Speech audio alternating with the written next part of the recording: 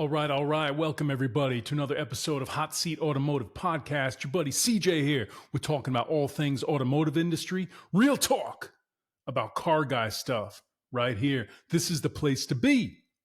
And guys, we have a lot of fun around here. Welcome to the channel. If you haven't done so, please do give me a like and subscribe. Leave me comments. I'll respond to all the comments I can. I'm so grateful that everybody's here. We have a lot of fun on this channel, just talking about the automotive hobby, the automotive industry, car guy stuff, cars. Ladies and gentlemen, let's get into this. Tonight, a special edition talking about electric vehicles and what the truth is about EV range. Okay? The truth versus the hype. How exactly, or in general, how are these vehicles tested? Who regulates it? What these ranges actually mean? And what the reality is for you and for I. Should we buy an electric vehicle? And what the past 10 plus years have shown us and the industry about the realities of range. So first things first, what's kind of spawning this? Let's look at this together. I want to show you guys, I want to look at this together. Just if we had to say, show me an electric car in 2024, what would that look like? Tesla Model S really is a case study in the electric car. What did these come out? Somewhere around 2012-ish, 2013, they started hitting the streets.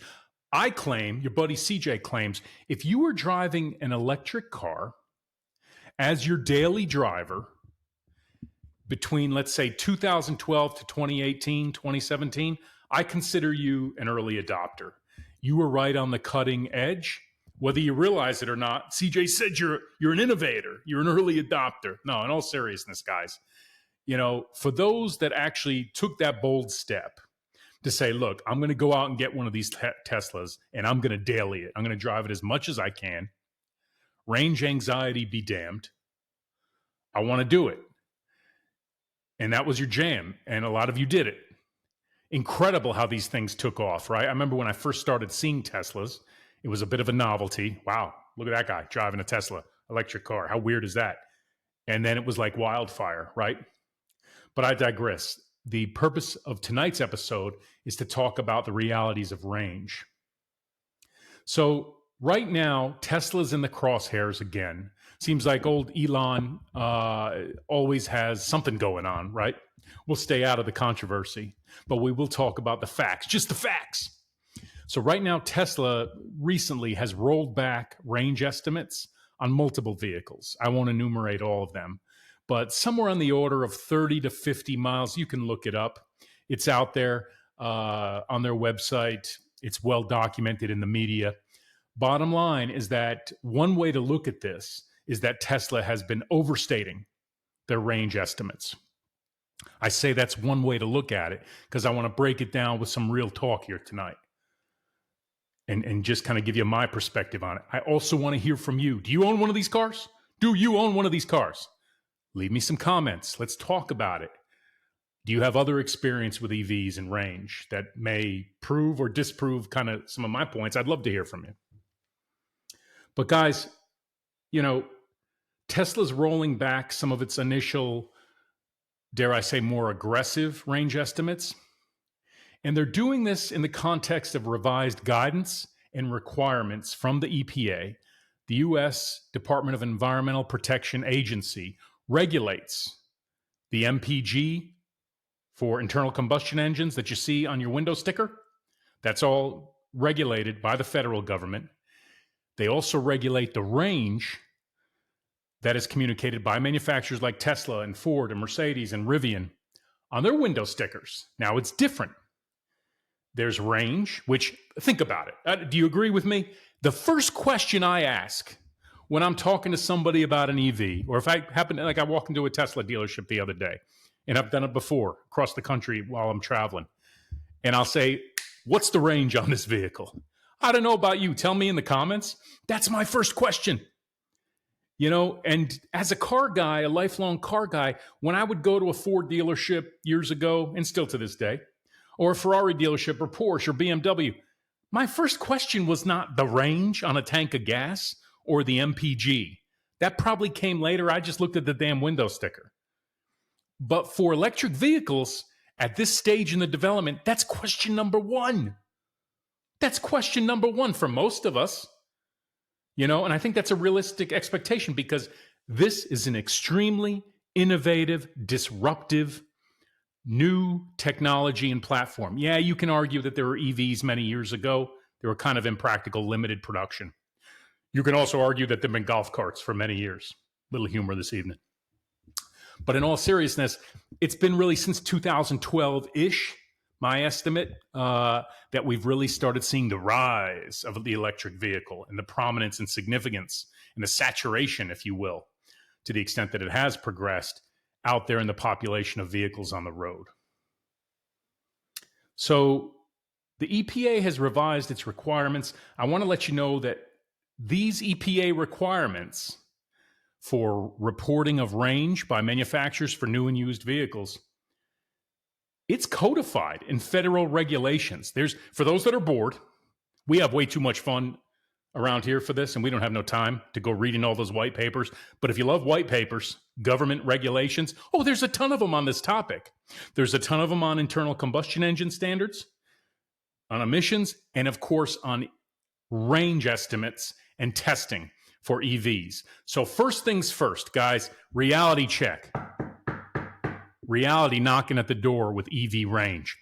All of those ranges that are reported, and I'm not picking on Tesla, but by Tesla, by Rivian, by Hyundai, by Ford, by Lucid, by Lexus, all of those ranges are tested in the lab, self-tested by the manufacturer, and self-reported to the EPA.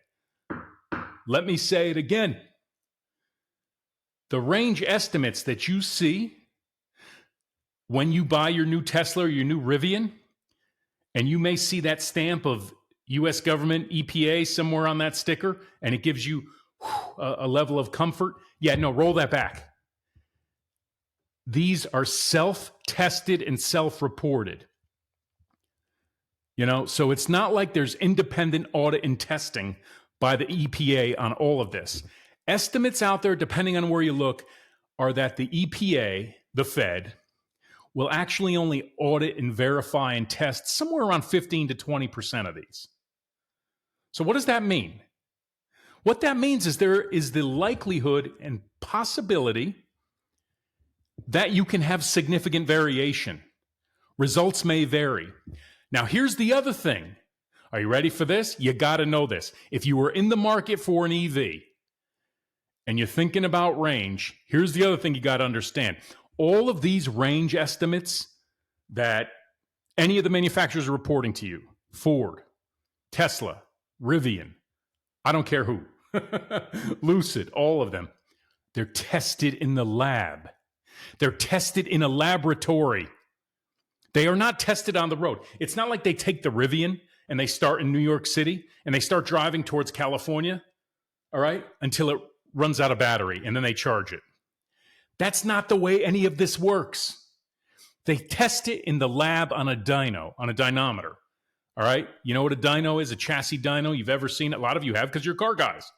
But they literally strap the car in a laboratory by engineers and administrators and people in white lab coats, okay, attached to computers and monitoring devices, and they simulate the on-road driving experience, okay?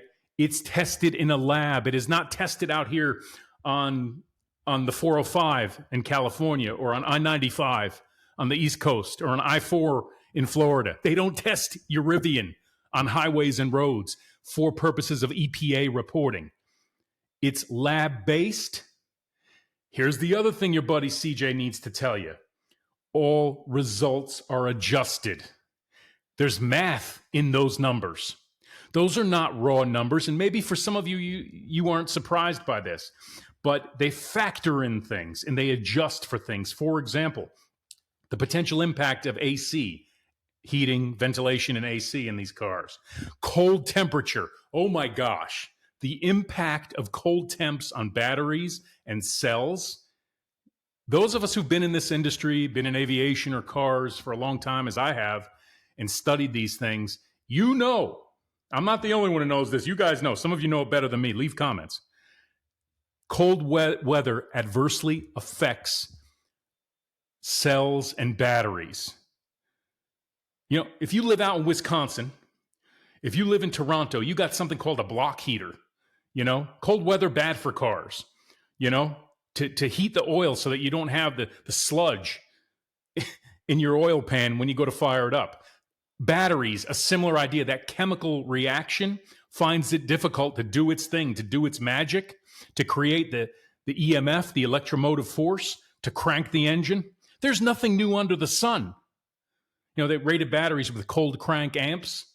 Remember that? Cold crank. Bottom line is cold weather adversely affects cars and trucks and diesels in general, but EVs in particular. So if you live in a cold weather climate, temperatures vary, altitudes vary, environmental conditions, your results will vary. That's not what they do in the lab. They use a math problem. They don't change the weather in the lab. They apply a math problem, a math factor to the numbers. That's important to know, folks. The other thing I want to tell you, high speed or aggressive driving is factored in. You know, whether you drive your Tesla Model S Plaid or your Mustang Mach-E, you drive it conservatively or you drive it aggressively, that's going to have a difference, right? So for the purposes of EPA reporting, they factor in math, and we'll talk about what that math looks like in a moment. There are also optional approaches. So hear me out on this, where Lexus may choose one approach to testing in their lab. Ford may choose other minor variations. Tesla will probably do kind of its own thing under the guidance of EPA, hopefully. And Rivian may do the same. The bottom line is that my test may be different than yours, may be different than hers. All different automotive manufacturers for the sake of the argument. So, you know, we always say apples to oranges. You may have some apples to oranges here when you're comparing ranges of vehicles. Okay? So you're beginning to see, is it art or is it science? It's a bit of both. Okay, but it is not real world, folks. Newsflash for all of us, myself included. When we look at these ranges, 300 plus mile range, 350 mile range, 390 mile range, 286 mile range, is that what you're going to get or I'm going to get tooling around my town or going on the highway? Probably not. There's something called the 0.7 factor in the EPA standard. I actually looked at some of this stuff. Your buddy CJ looked at the boring stuff, and I'm just giving you the best of it. And I don't claim that this is some sort of scientific or academic dissertation. No. We have fun around here. And we talk about this stuff as car guys and enthusiasts. So this is just one gearhead's perspective on it. Please feel free to share yours. Leave your comments. But what they'll do is they'll get the results of the test. They'll apply that 0.7 factor, multiply everything by 0.7 to account for some of those adjustments. Then there's a weighting. Did you ever notice?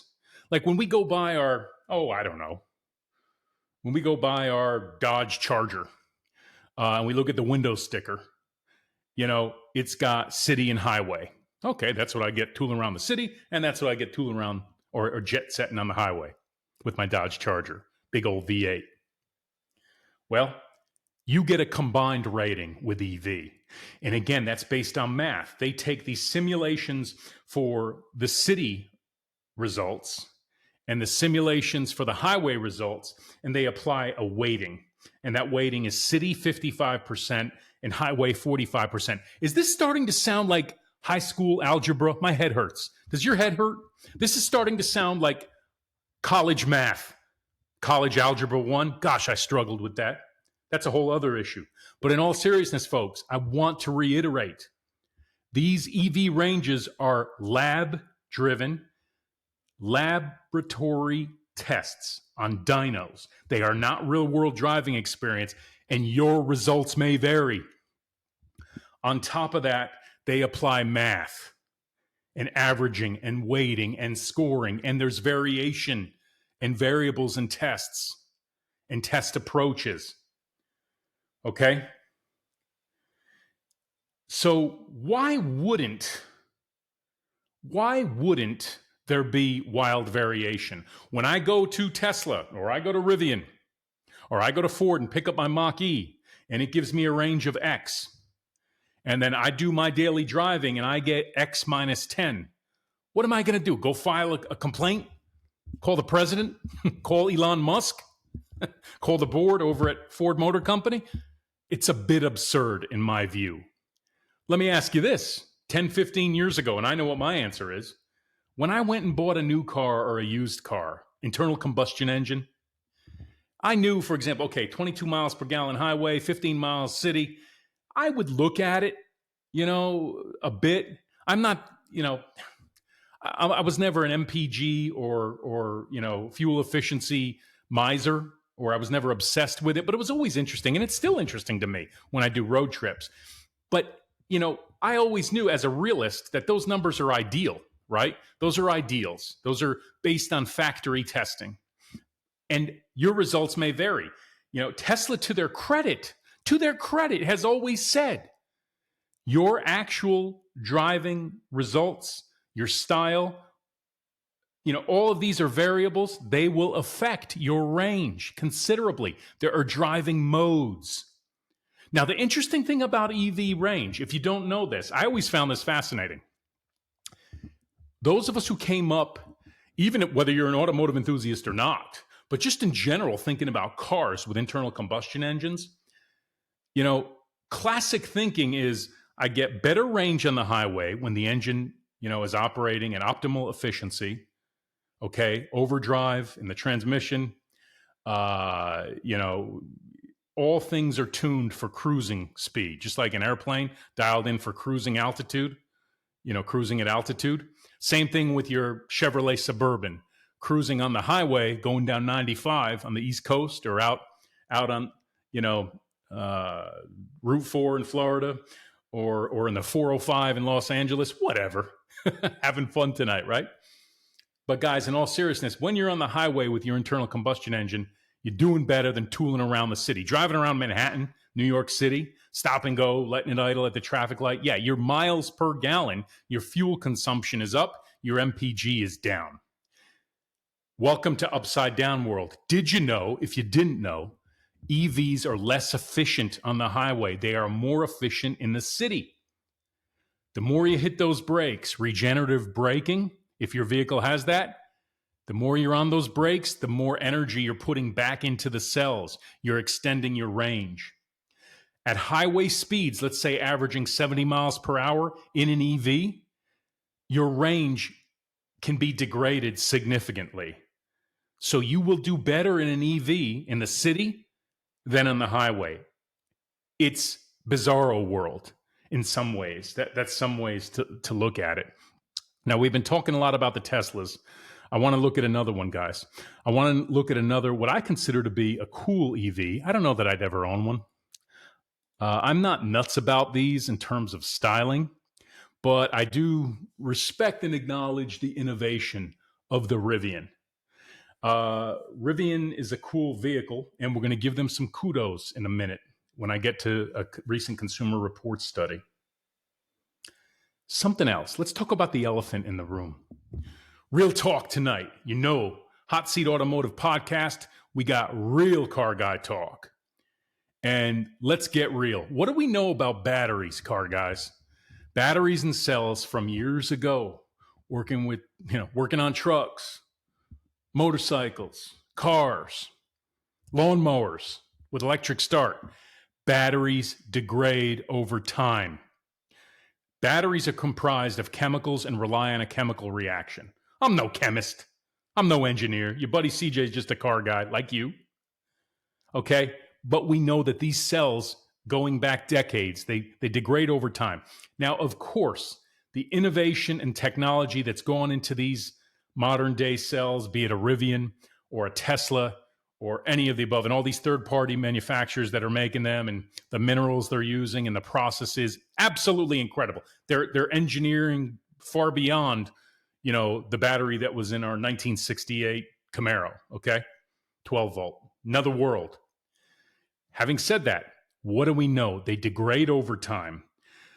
So this whole thing that, I've got my Rivian or my Tesla or my Ford or Chevy or whatever it might be with this given range, what's going to be the range of that vehicle, 5 years after I drive it off the lot? Forget about the variations based on the EPA test guidelines. Test it in the lab, but now I'm going to go drive it on the street. Or in the case of the Rivian, am I going to take it off road? Maybe, maybe not. Wild, right? EV off road in this rig in the Rivian. Absolutely incredible. It's cool. It's an interesting thing. I don't know. It just blows my mind how far we've come. I'm not all in on EV, okay? But I think it's cool. I think it's innovation. I don't want it rammed down my throat, nor do I want it rammed down your throat, but that's a whole other topic. We don't get political here, but we do focus on real talk, real car guy talk. What's going to happen in 10 years, 15 years? Think about Teslas. A lot of these Teslas are aging. I talked about, and I don't have the numbers in front of me, leave me comments, 2012, 2013, 14, 15, when these Teslas started hitting the streets, some of these are 10 plus years old. Some of these Teslas have big miles on them, big miles. Okay, and not just Teslas, but primarily Teslas. Okay, some of these Volts have been around for a while now. BMW i3s or whatever, BMW i8s, the hybrids. Let's talk about that. Look at the values of these cars. That's a whole other podcast episode. But a Tesla Model S that was a $100,000 car at one point, not that long ago, you look at some of those values today in the used market, ain't looking so good. And there's a whole bunch of factors that contribute to that. Look at the BMW i8. Good example. I love the BMW i8 for its innovation. I think there's some downsides. We'll talk about that in another episode, on an upcoming episode. But what was a $150,000 to $200,000 car, you can pick them up for way below 100 now. They have depreciated like rocks. Probably 100 reasons for that, and beyond the scope of this episode. But a big part of that is anxiety and concern from realists in the car buyer community who don't know what the hell the status of that drivetrain are and that battery. And we're talking about a high-tech car with a high-tech bleeding-edge battery. And I'm not picking on the i8 or BMW. We could say the same for Tesla. What's the state of that? What's the chemical reaction going to be like in those cells 10 years on down the road? 5 years, 10 years, 15 years. We don't know yet. We're starting to see some indications. You hear the horror stories about the cost to replace these cells. Now, I'm not here, again, this is not a bash EV episode. This is real talk, though, okay? We're focusing on range, and we just don't know how that's going to be affected over time. Now, let's talk about Consumer Reports. The good guys, right? Consumer Reports recently published a test, December 2023. Hear this. You ready? More than half of EVs tested fell short of range estimates. More than half. So right now, Tesla's getting a lot of the bad press, but it's not just Tesla, folks. And again, can rationalize it. Lab tests, all that math and algebra we were talking about. Yeah, what does that mean on the in the real world? Consumer Reports did some testing at 70 miles per hour. They did a 70 mile per hour test. They didn't do a bunch of averaging, city driving and all this. They said 70 miles per hour. I don't have all the specs on their test procedures, but bottom line, some cars did really bad. Ford Lightning, they were somewhere on the order of 50 miles off on their range. So whatever the Ford Lightning range was for that particular model that they tested, that EV, yeah, Consumer Reports got 50 miles less out of it. There you go. Tesla Model S, the version that they tested, 40 miles less. The Lucid, 40 miles less. And these are rough numbers. There was a Lexus they tested. I think it was a big SUV, don't quote me, somewhere on the order of 18 miles less. So it's not just Tesla. And read the report, Consumer Reports, December 2023, the EV testing that they did, the EV range testing. Now, let's talk about those that did better. Ford Mach-E. Ford Mach-E, based on the Consumer Reports test, December 2023, they did like 46 miles better in the test that Consumer Reports did. So here's an example. Shout out to Ford and the Mach-E, doing better than what was reported to the EPA. Okay, one of the Rivians. Hello, Rivian. We're looking at the Rivian now.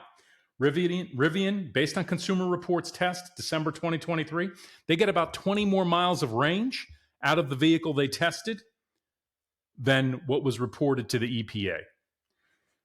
There was a Mercedes-Benz, an EQE. EQE, you ready? Drum roll. The Mercedes-Benz EQE got 72 miles more range based on Consumer Reports test than what Mercedes-Benz had reported using the EPA standards in their lab. So what does this tell us? What does all of this mean?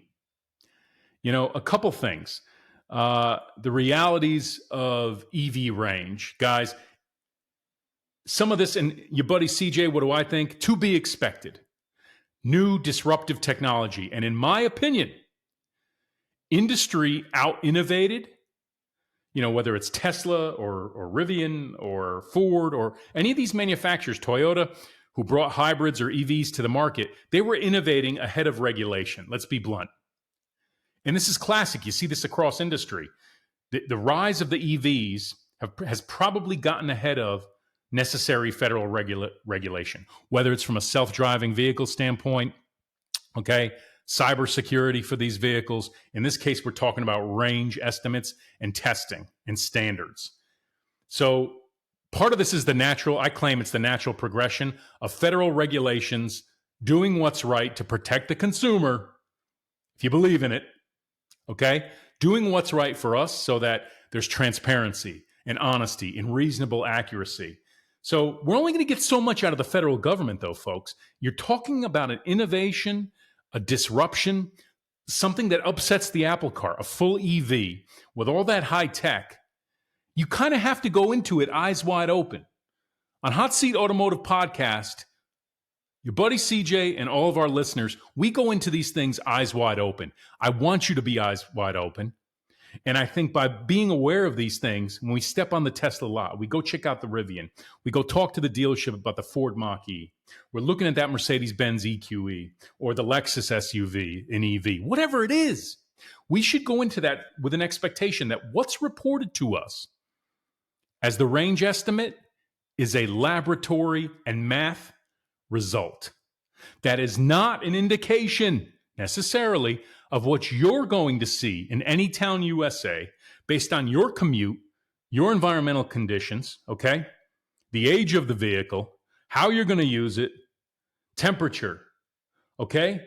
Highway versus city. It's going to vary wildly. How aggressive do you drive it? A lot of these things sound familiar. Wait a minute.